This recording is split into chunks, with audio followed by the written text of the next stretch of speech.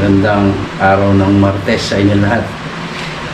Ito yung bago nating iaayos ngayon. Pero hiningi nga ng may-ari na ito na pagkaroon ng comparison doon sa kanyang before and after. Kailangan natin kunan siya ng ano ba ito? Kailangan kunan natin siya ng speed, yung FPS nung pellet niya. So kailangan natin lagyan ng silencer para hindi maingay. Ito, may silencer dito. At saka mas maganda, meron siyang laman na hangin. Maganda tong mini Predator na to, H20 o H2O. Iksi siya pagkagawa nito. Tsaka maganda rito, kahit paano malaki na yung tank. Yan, yung kanyang scope is BSA, I think. Malinaw naman. Yun, tapos merong ano sa gitna. meron siyang ano sa gitna, pwede silip. So, andito na yung silencer. Tapos tama-tama may laman siyang 2K. 2,000 yung laman niya. So medyo mahihirapan akong tanggalan ng hangin to. 2,000 eh, dami eh. Tapos malaki na yung tank niya eh. So medyo magtatanggal. Buti may silencer na kasama. Ito yung kanyang pellet. Ito yung magazine. Yan, tama-tama. Kukunan natin siya at least mga 4 to 5 shots. Ang ano lang natin dito is yung gamit natin is hindi siya FPS. FPS, ewan ko na pag pinindot ko kung magiging FPS kagaya ng sinabi ng iba. Pero ganun pa man, meron namang conversion dyan.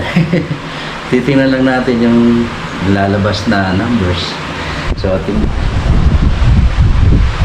ito, since may silencer, ano na lang, iti-take na lang natin gano'n. Ganyan din yung ginagawa ko sa airgun ko eh, kapag kinukuha ko ng FPS. So, lagyan lang natin. So, ito yung tape, sobrang laki. Bago pa ito kasi naubos na yung luma. Yan. Sana hindi lobat itong ating ano, kasi kinonvert ko na rin. Kinonvert ko na rin yung ano na ito, converted na rin yung kanyang battery. Dito pati ito, kinonvert na natin kasi matagal na po ito eh. Bago pa mag-pandemic, andito na sa akin ito eh. Mahal pa nun, ngayon wala nang 1,000, pero dito ang bili ko is 2 plus pa. Kasi naiingit ako doon sa mga ano nung yung meron silang ganito. At saka dapat meron kasi nagagawa ako nun pa eh. Kaya dapat meron talaga ako nito eh. Yung iba lang, mga high-tech na siguro. Magaganda na yung kanila. Nakabili na sila ng mas mamahalin na meter. Yan, speed meter. Pero tayo, ito pa rin. Ganun din naman eh. So dito, bubuksan ko lang yung pinto.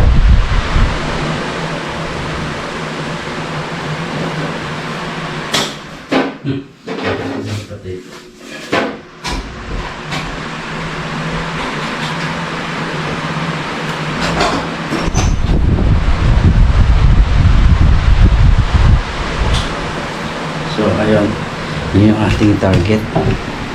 Dito, magti-testing tayo ng FPS, yung speed ng pellet natin doon.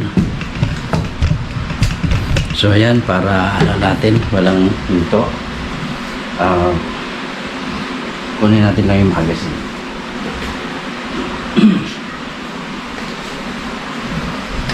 So ito, try muna natin buksan. Yan, buti nag-on na kanina. Ginarge ko lang ito eh. So ayan, siguro naman walang pellet to. Kung tigas, yun yung isa sa ano, matigas siyang ika. So Yan, medyo matigas din ipasok yung magazine. Tingnan natin kung shoot. Parang hindi ah.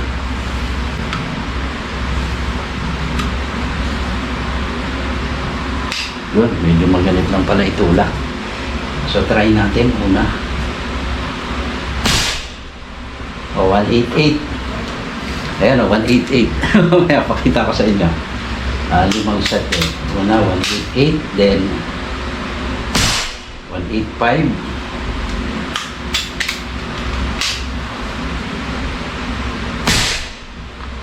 184. 182. 182.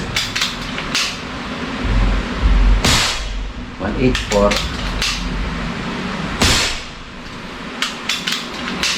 Ito.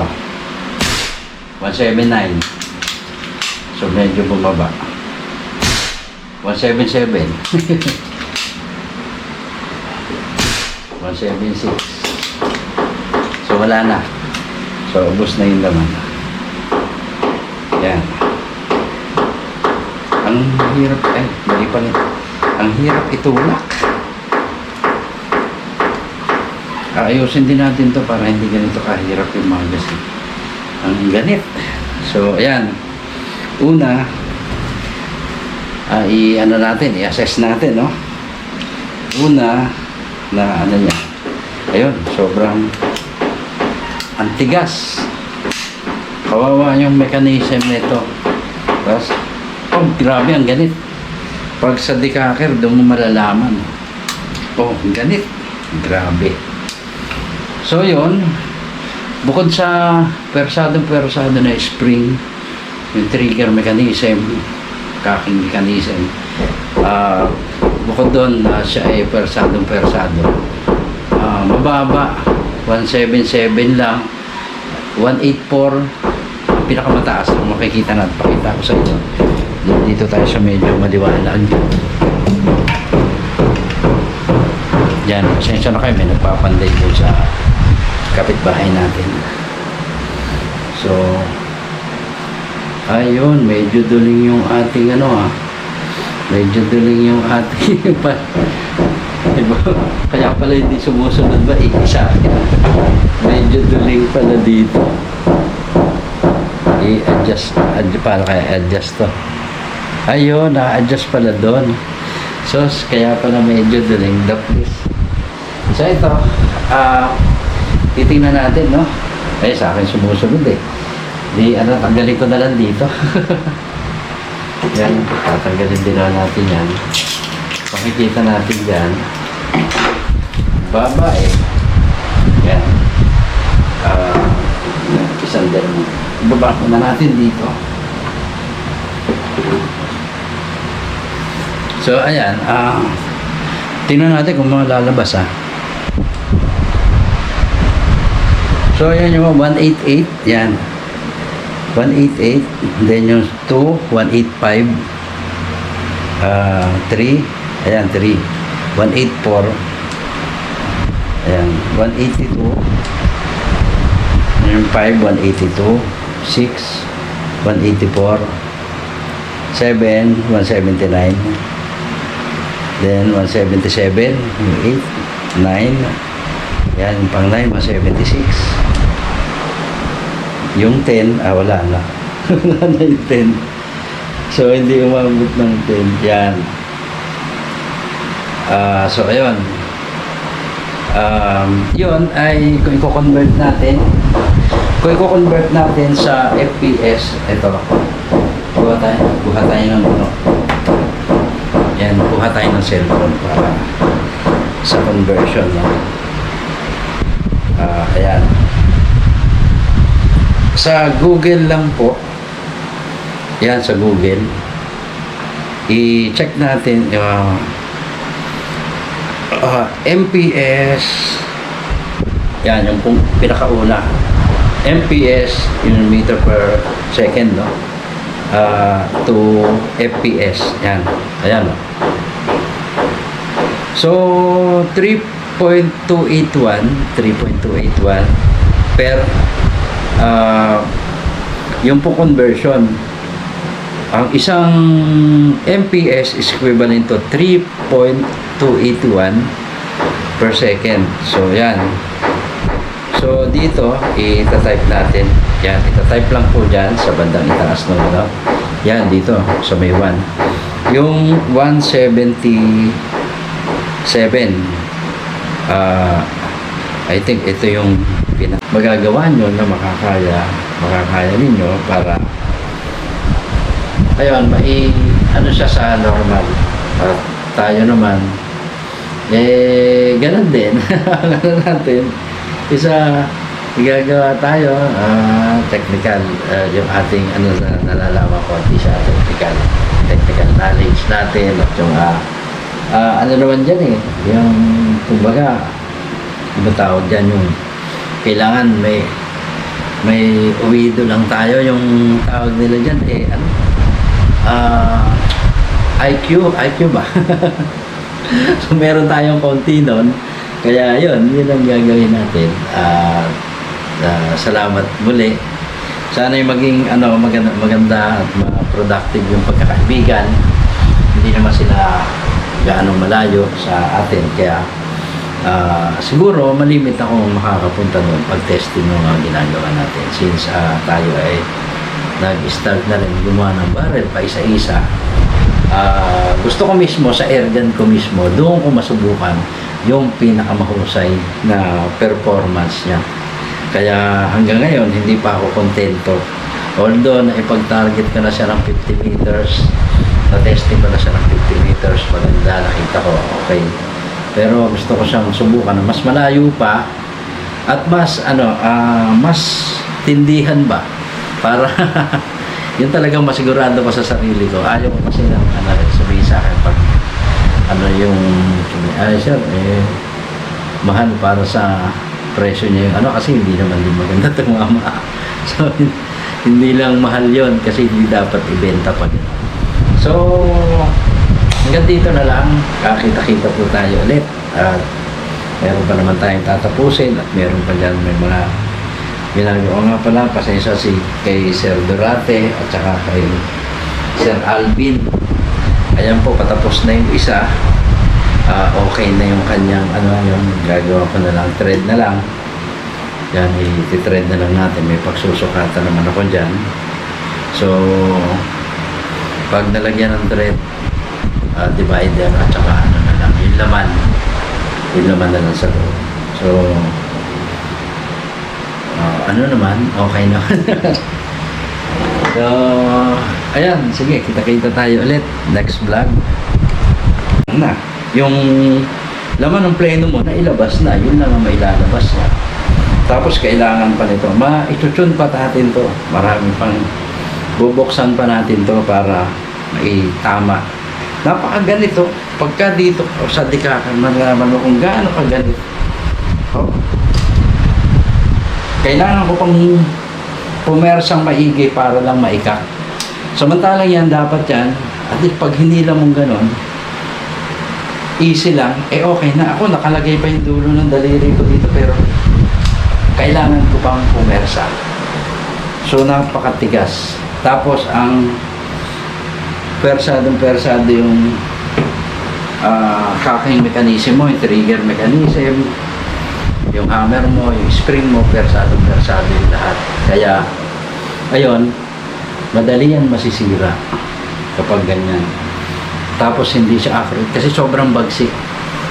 Kailangan dyan, yung tama lang kahit sa tao hindi pwedeng yung persa mo is ibibigay mong lahat ng napakalakas.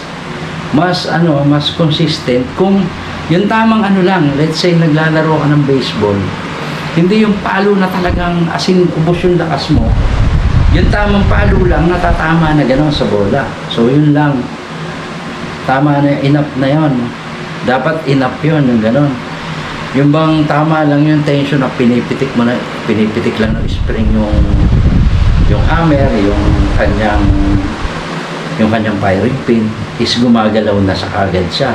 Umu-open na siya. Ito, pag hininaan mo pa, lalong bababa yung FPS mo para kang magiging pump na lang yung power ng air Yan. Kasi sa ngayon, ilan? 616 yung pinakamataas na nailabas niya. So, pinakaunang shot. So, ayun. This is a China regulator din. Hindi siya yung huling camera natin. Hindi na kailangan isa. So, China regulator na kinroom nila. So, yan. Pero, this is China. Parehas na yung ating mga ginagamit. So, okay naman yan. Yung regulator na yan. Maganda yan. Subok na natin yan. So, dito, yun, gagawin na natin. So, naglalagay tayo ng power plenum. Yun nga lang, power plenum natin talagang gagawin pa natin. Kasi yung mga power plenum na ginawa natin nung nakaraan, isa, ano yun order yun from Shopee. Kaya, diretso, pick up na yung mga courier doon. Hindi natin pwedeng stock yun dito. So, yun. So, babago yun, tatanggalan ko pa ito ng hangin. Kaya, yan, hindi ko napapakita sa inyo. Paano, alam nyo naman, pagtanggal ng hangin, puputok-putok mo na kasi hindi naman siya hammer type. Kung hammer type siya, ganun din, hammer ka. Dito naman, siguro to, pag titingnan ko pa, isa pa. Pagbaba dapat niyan, sa ganyan katigas na spring, 1,000 PSI pa dapat yun naman. Bumubuga na. Kapag hindi, yun, isa yon sa inunod ko para sa tuning. Kasi ibig sabihin daw, masyadong persado talaga, masyadong malakas yung spring sa hammer. Kailangan malakas din yung spring mo sa pin. Yan. Kaya, yun yung mga kukombinasyon natin, i-tune natin na sila ay magmamatch. So, yan, kita-kita tayo ulit pagka natapos na natin to kasi ganun ulit ang gagawin natin. Yan ulit ang gagawin natin dyan. Testing ulit. FPS test ulit. Tapos pag natapos. So, kaya ganon. Nagpapasalamat nga rin pala ako kay Sir, I think it's Alvin. Kalimutin po tayo kasi sa pangalan. Kaya, ayun, every time na kay Sir, John Vincent Pedraza, medyo familiar sa akin kasi marami tayong iba, kapag-anak ko pa mga Pedraza sa Batangas. So, medyo tingin ko medyo maganda magiging yung outcome ng samahan. Yan, dahil sila na yung nag-ano sa akin. Itong si Sir John Vincent, siya, tingin ko sa kanya, may pagka-perfectionist siya. Gusto niya tama, gusto niya yung maayos, nagpa-function ng maayos. Hindi naman ganun kaselan, pero ang dyan is, alam niya kung kailan hindi ayos at hindi nagpa-function ng tama yung kanyang ginagamit. So, para dyan, siyempre, kahit sino, kahit kayo, gagawin nyo yung